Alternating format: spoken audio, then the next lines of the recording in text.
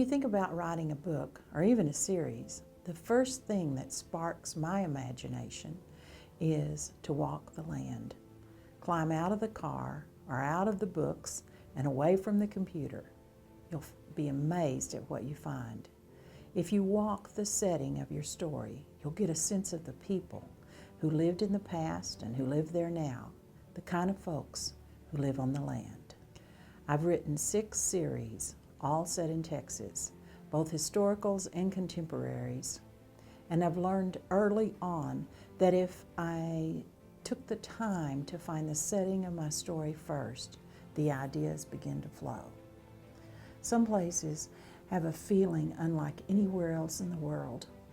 Every place has a feel, has a sound, and you can pick it up in your writing. There are places that you could blindfold me and dump me off at, and I'd know where I was.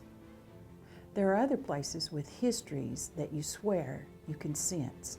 The people who come before you are there, invisible, for you to know and talk to in your mind.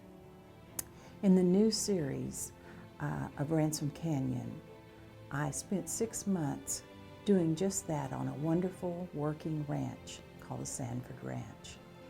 Once a friend who raised horses asked me if I wanted to walk with the herd. She said it was the most peaceful thing she'd ever encountered. So we stepped through the fences of the corral and walked with the horses. And she was right. It was very peaceful. You will have some characters who come from the land. They're a product of that way of life. And you'll have others that will never understand the people that were born on this soil. Others will be foreign to the place, and others belong. That's what will make your story great. Do your research. Put up pictures in your workspace. Build a map to hang your plot on. Talk to the people. Learn how they think, what they fear, what they love. When I walk the land, not only my senses come alive, but so does my imagination. To me, a story doesn't begin with the research. It begins with the walk.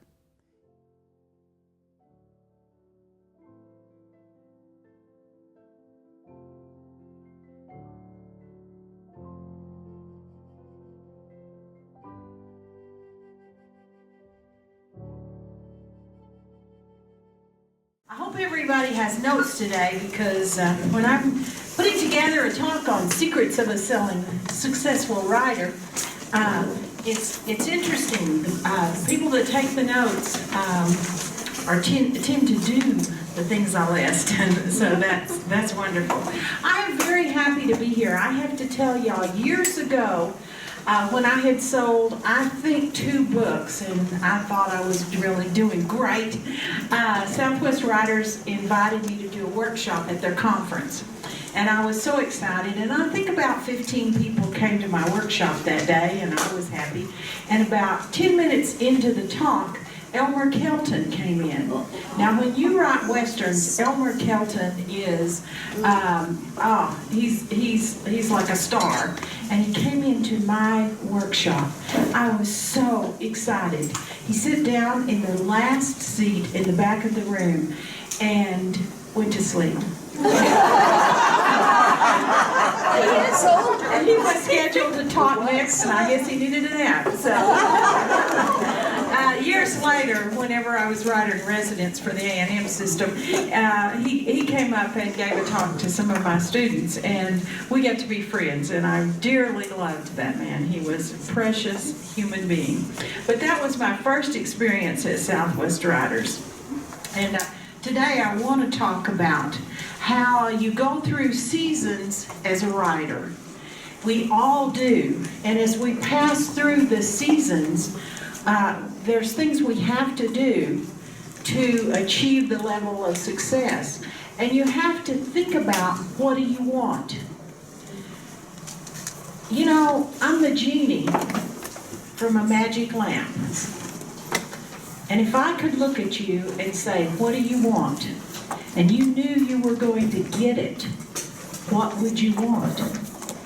I have been in this game as a publishing writer every year for the last 30 years, as of September 9th. I have published at least one book. They estimate I have close to 12 million books in print, not counting ebooks. I will never get my rights back on anything, I figured out, because nothing ever goes out of print. But when I started out, that wasn't my goal. And I think you get what you want. I started out, I wanted to write and make enough money to send my kids to college. I had to work my way through college, and I wanted my kids to have their tuition paid. So that was my goal, to earn enough money to get them through college. They both have master's degrees now, and they don't have any student debt, thanks to the books. So I accomplished that goal. But along the way, I set other goals. And I find that if I watch writers, those who work and those who grow, I find you get what you want. If you say to me, I don't care how much money I make, the money's not important, I just want people to read my book. I just want people to like my book. Well, if the money's not important and you just want people to like your book, then you're not going to be interested in pushing it to get the best contract, and you're going to maybe even publish it yourself and give them away. And you've reached your goal, and you're a success. So there are many levels of success in this game, and I want you, during my talk, to keep this in mind. I'm the genie from the bottle. I can say, all you have to do is tell me what you want. What do you really want out of this game? Because it is a game, and I'm going to talk about how to play it. When you first begin, it's the spring. At the spring, you don't know nothing. You think you do. I thought I did. I'd read books. I thought I knew everything. But you think you know, but you don't know. But at the beginning, you're excited. And I think at the beginning, when you first start to write, you think you're going to make $1 million on your first book. I know I did. I thought I was going to make $1 million on my first book. When they sent me $1,500, I was really disappointed. But it only took me 5 years to make that, too. If you add that up, that's about $10 an hour I worked.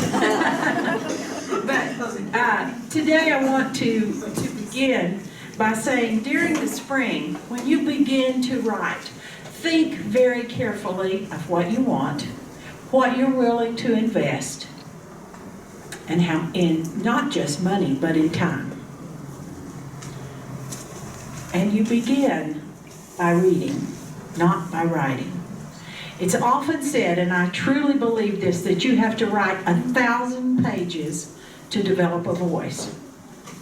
So if you haven't written your 1,000 pages, you're still in the spring. You need to develop your voice. And in the spring, you need to read. I have people come, students mostly, come up to my office, and I don't know how they find me. I try to hide. And they come up in my office and they just want to ask a few questions. And the first question is usually, how much money can I make doing this? And can I be a published writer by the time I graduate? And both of the answers are no. But they want to know, they say, what should I write? You know, I hear you make more money writing one thing than you do another, which is very true. So what should I write? I want to write the thing that makes me the most money. And I said, well, probably if you added it up, New York Times bestsellers make the most money. And I said, how many of those have you read this year? Oh, I don't read. People think there can be writers and they don't read.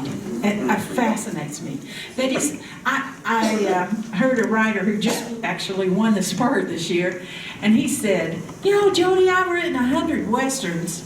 I know I could write a romance. I'm going to write a romance, and I'm going to send it to you, and you kind of tweak it for me and let me know how it sounds. It was the worst romance I have ever heard. And I said, no, Dusty, this would never sell. And he goes, well, I didn't think it'd be that hard. How many romances have you read? None.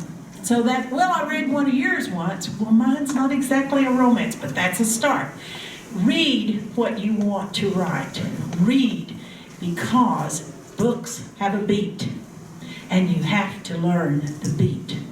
All of us who read, if you're one of those 5-book-a-week people that read, like I am, a lot of books, then what happens is you can give me a page from just about any mainstream writer in any genre, and with that page I can tell you what kind of book it is, because books have a beat, and you learn that beat.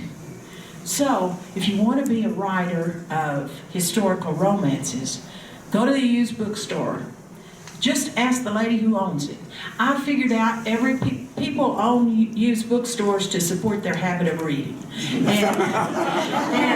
they've already read all the books. So they're going to say, when you say, give me the top 5 books in this category, and they'll give them to you, and go home, read them, take them apart, look at everything about them, and you'll hear the beat. You'll hear the beat, and you're ready to begin. But in the spring, it's like clearing the land. My ancestors settled the Texas Panhandle, and the first thing they had to do was clear the land.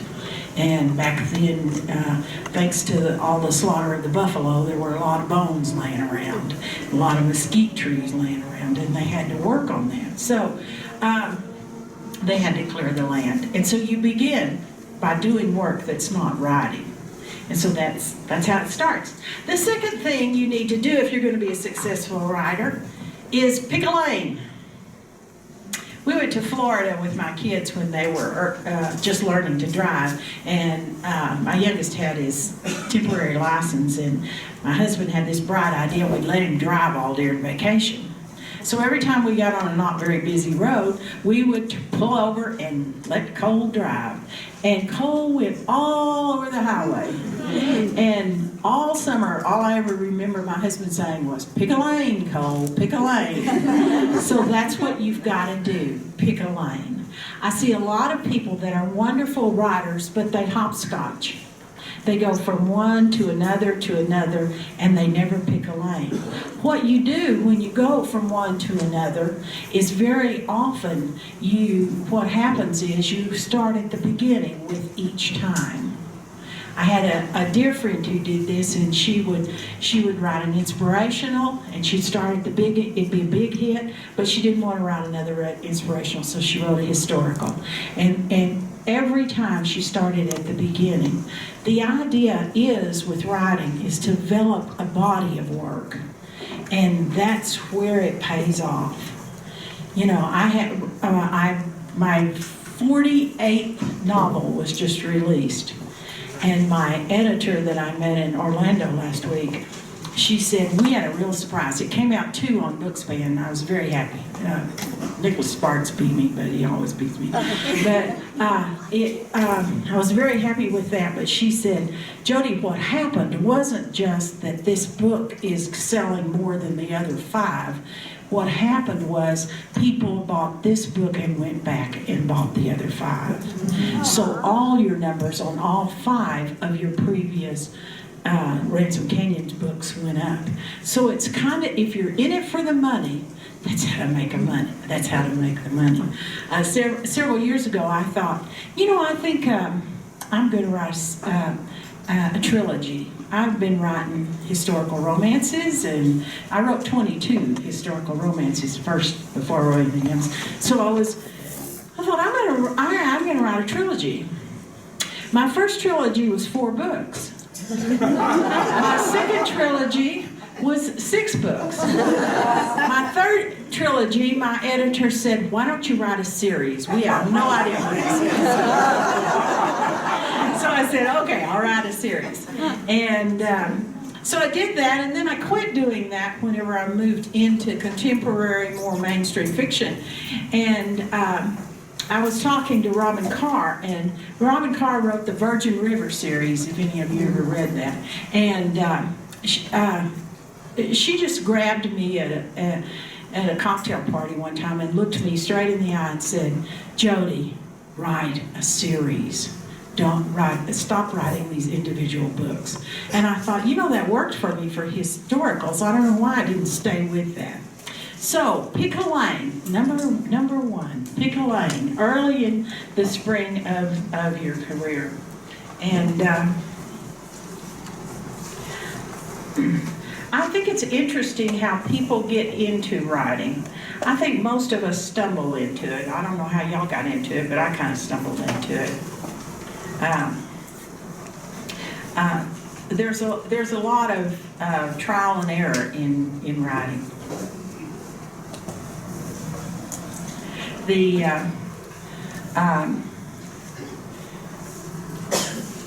When I began thinking about writing, I kind of had problems with the career. I don't know if any of y'all had this, but I didn't know what I wanted to major in. I graduated in the bottom fourth of my class. I did not read till the fourth grade. Back then, they didn't even recognize learning disabilities. I read after the fourth grade. I went to a special school. I learned to read, but I didn't catch up. So I graduated from high school in the bottom fourth of my class. The counselor recommended I go to beauty school. Now, my two sisters, I have twin sisters, and they had both gone to beauty school, and I didn't have any hair left. I didn't want to go to beauty school. So I had this brilliant idea. I am going to get a job, and I'm going to work, and I'm going to save all of my money all summer long, and I'm going to buy a Camaro. That's my goal in life. I'm 17 years old, just got out of high school. So I went to work. I talked to my boss. He let me work 10, 12 hours a day checking groceries, and I was saving that money at $1.10 an hour and ready to go. But sometime along that summer, I met Tommy Kumalotz. Now, Tommy Kumalotz, I just fell in love with him the minute I saw him. He was 6'2", weighed 120 pounds, had a crew cut that was growing out, wire-rimmed glasses, and braces. I figured if lightning didn't hit that boy, I was marrying him.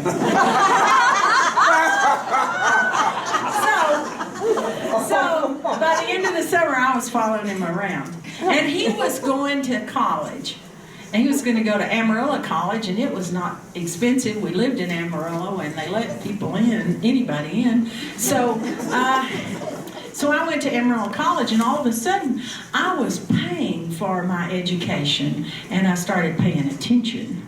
And my grades went way up after that. I didn't know you had to pay attention. And, so I didn't find at Amarillo College. I got the 66 hours you have to get at junior college. And then Tommy Kumalotz decides to go to tech. Well, I didn't know what to major in. I still wanted that Camaro, so I just followed him to tech. My mother told me to major in home ec. It's easy. Now, home ec is not easy when you don't sew or cook. 2 years later, I was married to Tommy Kumalotz, and he was drafted in the Vietnam War and left. I was back in Amarillo teaching 7th grade home ec. I remember my first lesson plan was how to thread the machine. I allowed 15 minutes to learn that, and 2 weeks later I was still teaching that. I found that teaching was harder than checking groceries. So when Tom got out of the Army 3 years later, we went to grad school. And I didn't know what to major in again, but I kind of thought it would be cool to be a counselor. So I became a marriage and family counselor. This was going to be so great. You make $50 an hour. I'm thinking about money all the time. $50 an hour, these people just come in and talk to you. Nobody told me they come in and yell and scream and the entire time. I hated marriage counseling. In fact, most of my clients got this lecture: you two people need to stay married, because if you two get divorced, you'll make 2 other people unhappy.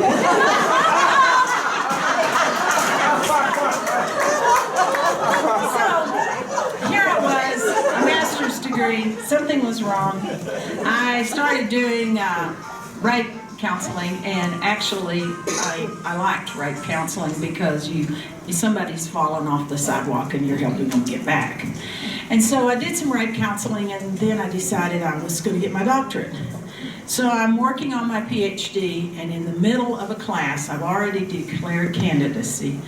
An idea came to me. By this time, I had been reading all the way through. When my husband was in the Army, I read a book every night because I was home alone. And I was reading all the time, and an idea for a book came. And I thought, maybe I should be a writer. And that dream took hold, and I was not letting go of that. That's what I wanted to do. Fast forward 5 years. I have taken every class in writing. I have attended every conference, including this one, several times, and the Oklahoma one. I have read every single book in the library on writing, and I am not selling. I've written probably a dozen proposals and a couple of books and different kinds of books, and I'm not getting anywhere, but I'm still going. It's still my dream. I'm getting better and better and better, and my husband is supporting me totally. One night he said, "Why are you so frustrated?" And I said, "If I just had one more hour to write." And he said, "I could do the dishes and I could put the boys to bed. You go write." Aww. And the funniest thing happened from that. My sons are both married now, and they think it's a man's job to do the dishes. So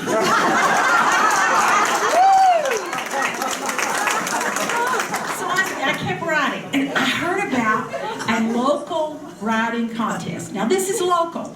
This is Panhandle Professional Writers, and it had 8 categories. I entered all 8 categories. I wrote first chapter of a mystery, of a children's book, of a romance. I don't know what all the categories. I was so excited. I didn't know this club, but they were just about going to learn me because I was going to win the whole thing. Because I'd been writing 5 years, 5 years. So I couldn't afford to go to their all-day conference, but I went to the luncheon, and I sat in the back of the room with the bus driver who brought some people in from Borger, and he didn't care that I was going to win all the categories, but I told him anyway, I'm just going to win. The first category had 7 entries in it, and I was so excited. They called first, second, third place, 3 honorable mentions, and didn't call my name. I listened to every single category being called, and they never called my name. I got up. I didn't know a soul in there to say goodbye to. I just left. And on the way home, I'm crying. I've got to give up on this dream for 5 years. I'm going to be a best-selling writer. I'm going to be on the New York Times. And I can't even win the local contest. So on the way home, I stop at Lanham Cemetery. Lanham Cemetery in Amarillo is a cool place. It's the only place with trees. You can spot it. So I'm walking around Lanham Cemetery, and I'm thinking, I got to give up on this dream. I don't know where I belong. I don't know where I should be. I know I'm a good writer. And I went and sat down. There was this an iron bowl of fruit on a concrete square. It was in the Barfield graves, and I love the Barfields. They're great people, but I heard later that the reason the bowl of fruit in the concrete square was there was one of the Barfield kids got drunk and bought it in New Orleans and brought it. So he put it in the cemetery. So I'm sitting on that concrete square, and I look down, and there's the word "through." And I thought, the Barfields are a little crazy. And I walk around the square, and there's one word on each side, and it is triumph comes through perseverance. I stood up and I said, that is it, God. I am writing the rest of my life. They are going to have to pull the pencil from my hand to get it in the casket. I am never stopping. And I think, like a long-distance runner, you have to meet that point. You have to reach that point where you are going to do it till you die, till it's that important to you. 3 months later, I went to Dallas and met an editor. I had a 10-minute interview. She was looking for an authentic Texas voice, she said later. She talked to me, wanted me to send my manuscript.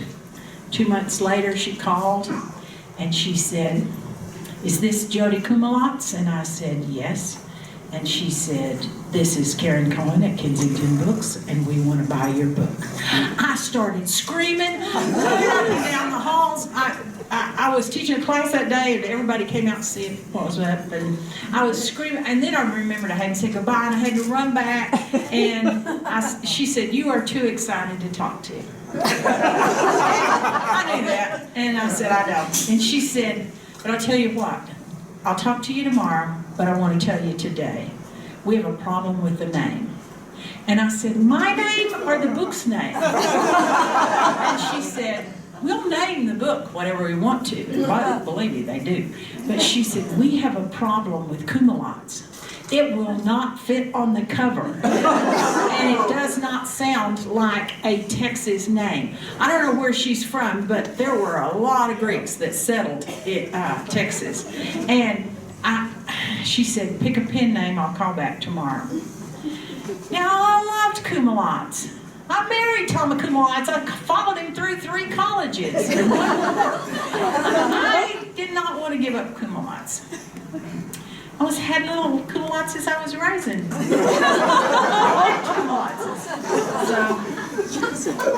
But we went to the great think tank. In our town, that's the pizza parlor. You give the kids $10 worth of quarters and you talk all afternoon. And we talked. And we decided I would take Tom's first name, Thomas, Jodi Thomas. And that was 30 years ago. It worked out perfectly, but we go to New York and Montreal a couple times a year to deal with the editors and the publishers. And whenever we go in, they think Tom's name is Tom Thomas. And he says, "They must think my parents had no imagination to name me Thomas Thomas." But that's how I got the name.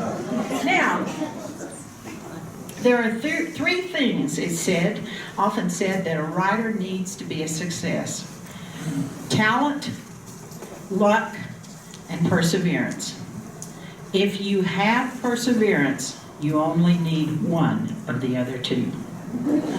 After 5 years of reading every book, going to every class, I even took a graduate correspondence class, after writing almost every night, after 5 years, whenever I told somebody I had sold, the first thing someone said to me is, "You're so lucky." It wasn't luck. That wasn't my gift. It was perseverance. Something I think is very interesting is talent is like a mighty oak tree, and most people stuff it in the closet and forget to water it. And some of you are doing exactly that. I've had people in my writing group that were far more talented than me. I thought their stories were magic. But they take that talent and they stuff it in the closet. They don't take advantage. So if that's you, if all your friends tell you your stories are wonderful, then do walk the other mile and get them published so that hundreds and thousands of people can tell you that. Something that I thought someone said that I think is probably pretty true is writing is like prostitution. First, you do it for love. Second, you do it for a few friends. And third, you do it for money. So that's kind of it. You can kind of think where you are on that scale. The secret of a successful writer, I've known it for years, and it's hard, and I hate it sometimes, but it's a very simple secret. A writer writes. When people come to my office, and by the way, if you come through Canyon and Amarillo, just call me, and I'll probably take you to lunch. And I love people dropping in my office. But if you come to my office and you say you want to be a writer, the first question I'm going to say is, did you write yesterday? No, I didn't write yesterday. You know, I was on the road. Did you write last week? No, I had to clean house before I left. You know, I hate leaving a dirty house. Did you write last month? No, you know, my 2 grandkids had their birthdays. Did you write? When was the last time you wrote? I don't remember. Then you're not a writer. Get out of my office. Because a writer writes. It's that simple.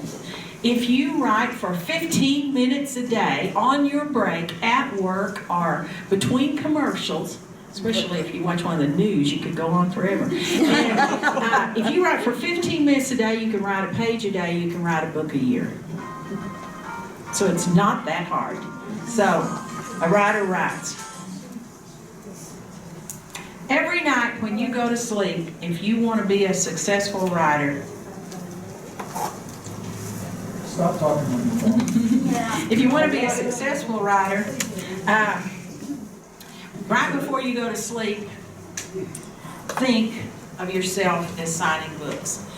I remember I used to, every night when I was going to sleep, I would picture myself sitting at a table with a white tablecloth, and I'd be signing books, and I'd have on a big hat, and I'd be skinny. And I pictured that every night. Well, the skinny didn't work, and the hat didn't work, but the books did. So, positive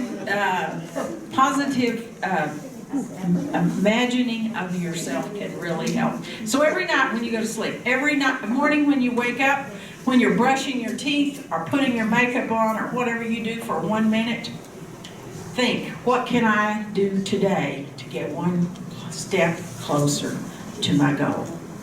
At one point, I even wrote those things down. And I would write, to get one step closer, I can do this today. And I did. All right.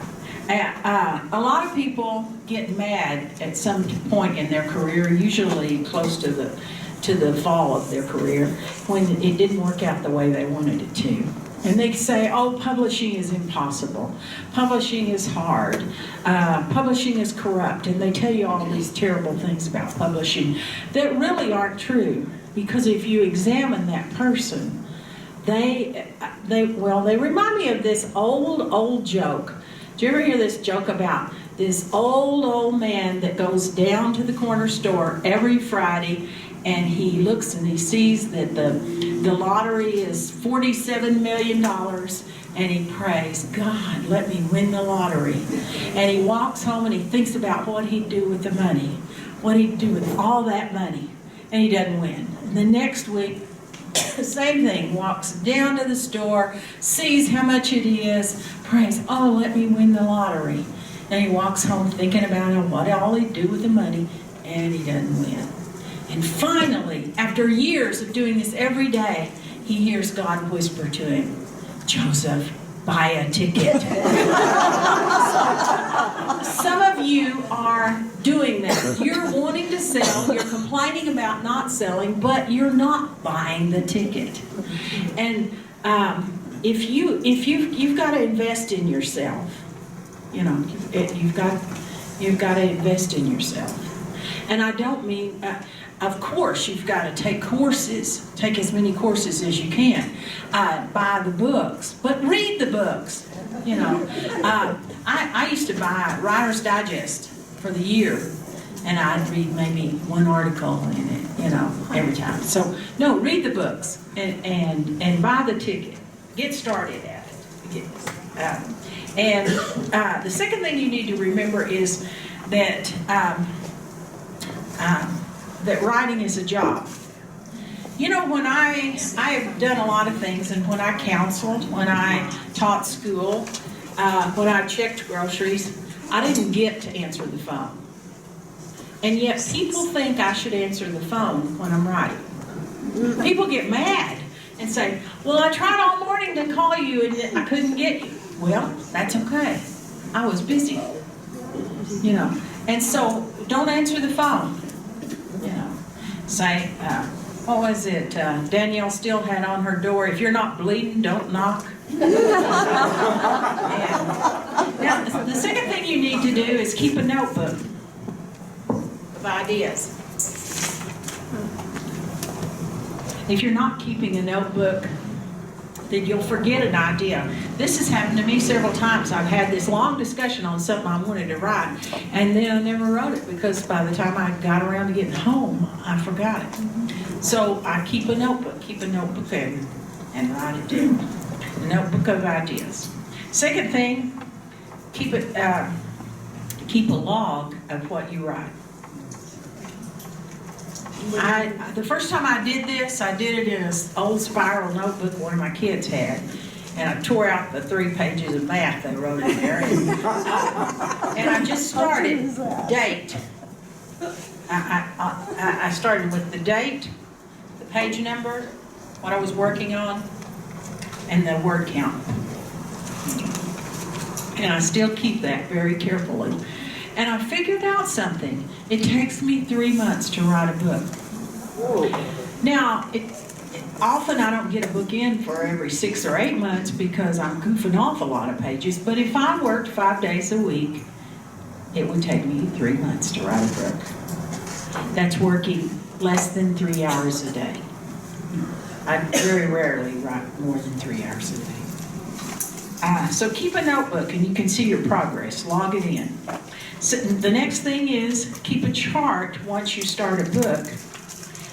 And on that chart, I just go down the page and I do chapter, and then I scoot over and do whose viewpoint it's in, what page numbers it is, and what plot point was discussed in that chapter. This has saved me hours and hours of time. It does. I don't have to reread a lot of times. Now, the next thing you need to do, and I think this is very important, is build your nest. It takes me about 20 minutes to build my nest. Not every morning, but most mornings. How do you build a nest? That's where you write. Now, for some of us, we have Hemingway's whiskey. You know, Hemingway had to have his whiskey sitting right there, whether he was drinking it or not. He had to have whiskey. I went to visit his home last summer, and it was really cool. And Hemingway had to have his whiskey. So I have to have my Diet Coke sitting there. So it has to be there. And if I forget it, it doesn't feel like the nest. And you have something that you do, whether your nest is in the corner of the dining room or whether you have a plush office, doesn't matter. You need to build your nest. If you work at a coffee shop, and a lot of people do these days, and you're going to go and that's where you're going to work, then build your nest there. Build what you need to do your job. Sit down and do it. And if you build your nest, it'll come faster. And what will happen is when you sit down at that nest, you sit down in the book and you begin. Now, right now, I'm working in different places on actually 4 books. I have 4 offices. I have a little house out back, warehouse called the bunkhouse, and that I'm working on a series. And that's the bunkhouse, if you could see it, it's the size of a small bedroom, it has a bath. And I put up all the animals that exist in my world of Ransom Canyon. Ransom Canyon is down by Lubbock. I put up all the landscapes. I put up pictures of the sunset. I put up pictures of the canyon. And then on whiteboards that line the wall where I can reach them, are all of my outlines of characters. What each character is like, what his mother's name was, what his weaknesses, what his strengths were, and so on. And this afternoon I'm going to be talking about how to build those characters and make them come alive. So I build this a little bit at a time as I begin the book. And I usually work in it for about 2 days, just sort of standing around looking at it. Then, right by the door, I put things I need to remember. and a big sign that says, if you're late, you're dead. Because I do not want to be late on this series. When I signed this series, I got the best advance I've ever got, and they said 6 books, 2 short stories, 2 years. Can you do it? Jesus. I have a full-time job. I'm active in a lot of things. I give close to 100 talks a year. And I said, you bet. I had 6 months before I had to start it because they knew I was working on something else, but I wasn't working very hard on it. And so I went in that bunkhouse and I spent 6 months, and I had my characters lined up for 6 books. I had a map of what my imaginary town looked like. It got so crazy that there were maps and pictures and character sketches in the bathroom. So these people were following me everywhere. And I lived in that bunkhouse, that little bitty bunkhouse. I got real tired of the little bitty air conditioner too. But whenever I walked in there, I was in Ransom Canyon. I stepped in there. I did not take anything that was not Ransom Canyon in there. I didn't say, oh, I've got to write a letter, or I need to answer some emails. I did none of that in there. It's Ransom Canyon. I thought I was finished, but before I could get the walls cleaned, they want 3 more books. So I guess I'm still living in Ransom Canyon. I also have a study in the house, and that's where I just finished my first mainstream, and it's called Mondays on Main, and it is in rewrites and edits right now, and it will come out in hardback, and it will be a book club book. They think it'll be very popular. It's women, 3 generations of women, and about a quilt shop that existed for 50 years. And so that book only gets written upstairs in my old house. And then at my office, I'm working on a nonfiction about writing. But I've been working on it for years, so who knows when I'll finish it. Now, the next thing you do if you want to be a success is do your research. You don't have to know everything. You just have to not get it wrong. Because if you get it wrong, everybody's going to tell you about it. And I can tell you, if you're writing a book about Texas, I'm going to read it and I'm going to write you and say, this didn't happen. This couldn't happen. This wouldn't happen. If you're having a character pick up a gun, who's a gun expert in here? We don't have any gun. Okay, do you know if you pull the trigger? That would be no. No. She's not here today. Then you need to know what kind of gun, what kind of sound, and how it pulls. And when Justified, I love that show, Justified. That's a good show. When he says, if I pull, you fall, I knew exactly what he meant. But I bet a lot of people who heard that didn't know what it meant. So you've got to get it right what you ride about.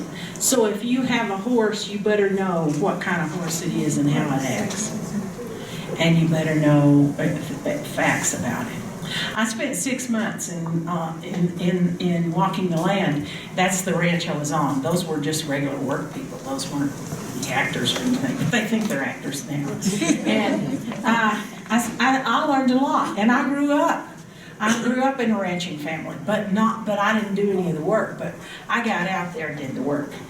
And, and I know I asked some dumb questions. When they run them through the chute and check them for pregnancy right there, I go, how do you get them to pee on that little piece of paper? And the rancher looks at me.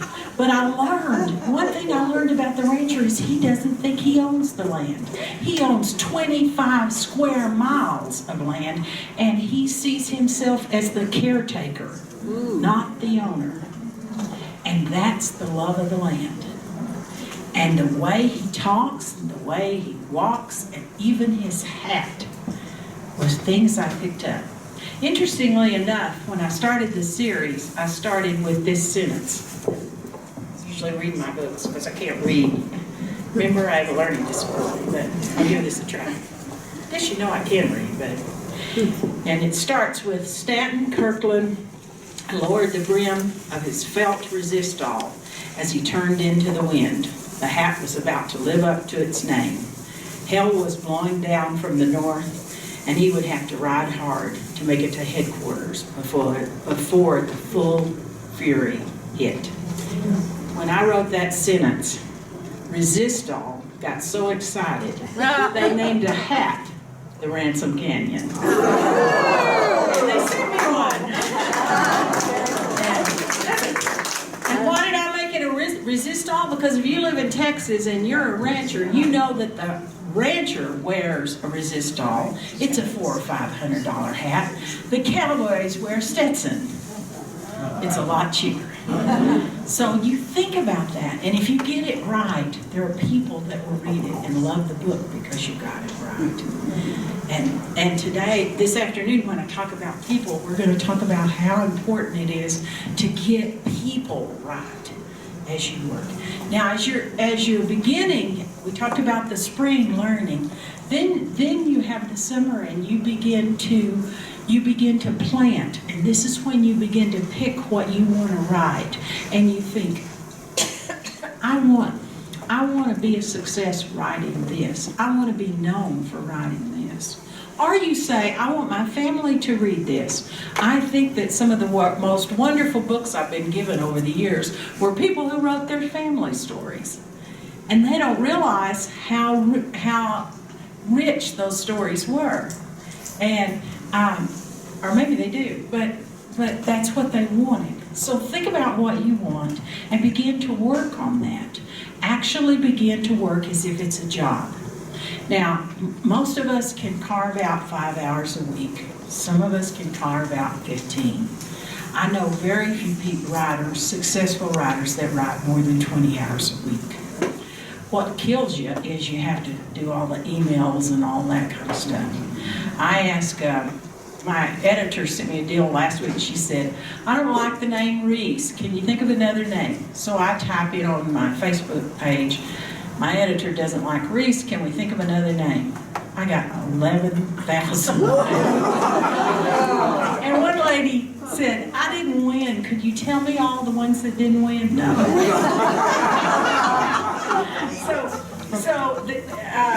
So answering those, it takes a long time, and it's a lot. That's the fun of it.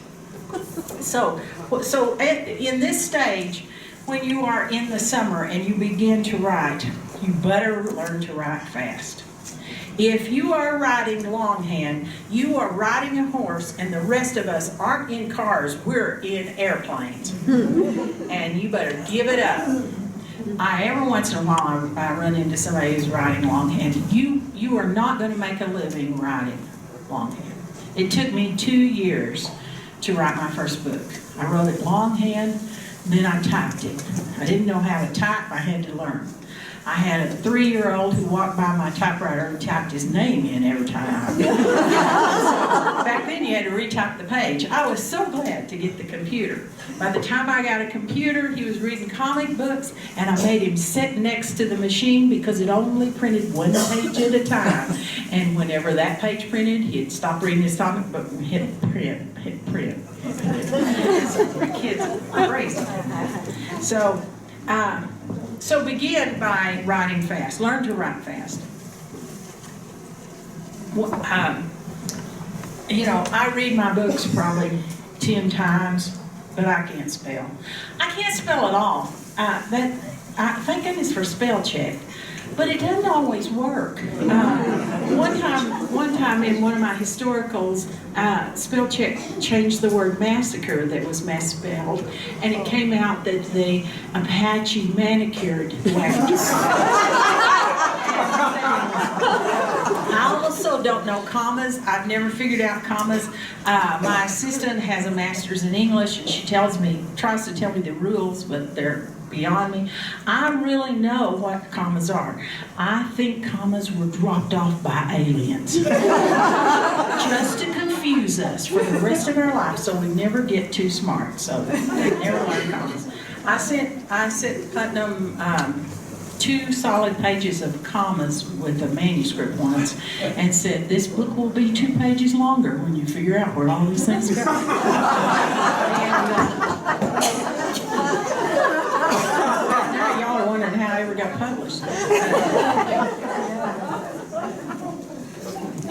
The next thing that to be a successful writer, you've got to learn the rules before you break them. Writing is more of a craft than an art. And you need to know the rules. I mean, you can be the best writer in the world, but if you put a shapeshifter in your Western, it's probably not going to sell. And if you put sex in your inspirational, it's probably not going to sell. So know the rules. Know that what helps. Study the markets. Don't be the sucker born this minute. Write for the markets. Now write what you want to write, but make it fit in for the markets. Now people often ask me, what should you do? Should you self-publish? Should you traditionally publish? Whatever, I don't know. This is my prediction. In the next 5 years, everybody's going to be hybrid. I'm going to self-publish something, and I'm going to have traditionally published. There's going to be a little bit of everything. I know a lot of people that are making millions self-publishing. I had a lady that I met in Dallas in a tornado. I had to do my autographing in the bathroom. Now, if you've never done that, because of their tornado hit, and they made us all go to the bathroom. So they moved a little cart in there, and I'm standing there doing my autograph. People are coming in the bathroom to get their books. And I met her, and she said, this is too bad. The weather's too bad. She said, just come home with me. I live a few blocks away. So I went home. I called my husband and said, I'm with somebody named Chris. Her name is Chris Kensington. And she said, I want to write a book. And we talked about it that night. We talked about what she wanted and what she needed to do. And she said, I want to self-publish. She, in 2 years, is making millions. I had a student walk in my office a few years ago. Her name is Bethany Claire, if you want to look her up. Bethany Claire was a senior. She said, I'm dropping out. I think I want to self-publish. I said, Bethany, your parents are going to kill me. And she said, no, I can do this. I know I can do this. Her parents let her live at home for a year. She wrote 3 books. She studied it. She went to New York and actually did a 2-day course in self-publishing. And I followed her. We walked together. Every month I was like her accountability person, and she would come and tell me what she was doing. And last week she bought me dinner in Orlando, and it was really nice. And I said, what's your goal, Bethany? This is your 4th year. What's your goal? Going to make another 100,000? I said, no. She said, I broke 100,000 the first year. So she is now making millions. And I know a lot of self-publish, but they played the game. They learned the game. And the game is, if you're going to self-publish, you need to do more than one book. One book is very rare it hits. Very, very rare. Do 3 books and then have another one 6 months later. And there's rules to self-publishing that can be very they're very simple, but get with somebody that's making the money. When I started a writing academy 8 years ago, because I saw so many people not getting the right answers. They were talking to each other and passing the wrong answers around. And I put a 5-day course on how to write. And we have several different kinds of teachers. And for the last 2 years, Bethany Claire has taught with us, and several of her students are self-publishing. So she teaches a 5-day class. She doesn't teach it for the money. She teaches it because she wants to help other people, which is what the game is all about. We want to help everybody. We do not eat our young in writing. We grow them. We want to encourage them. So you get to the...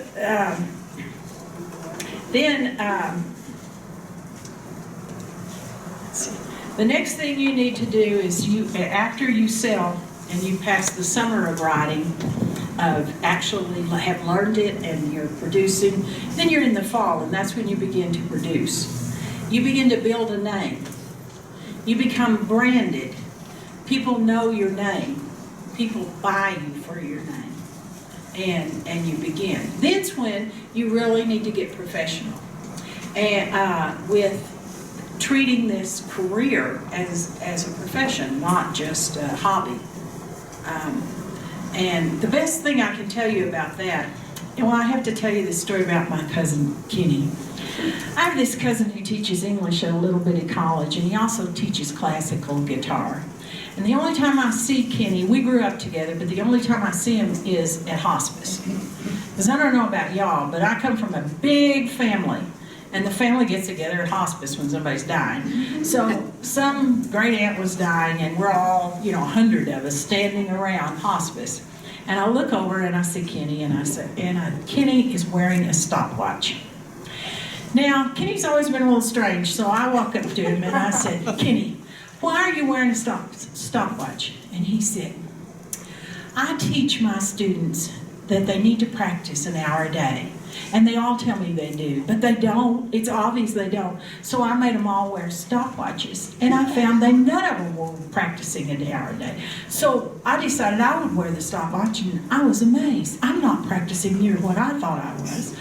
I said, give me that stopwatch. And I clicked it on when I sat down and turned on the computer. I clicked it off when I got up to go get my Coke. I clicked it off when I went to the restroom. I clicked it off when I thought of somebody to call. I clicked it off to check the mail. I clicked it off to answer the door. I clicked it off to talk to Tom when he got home.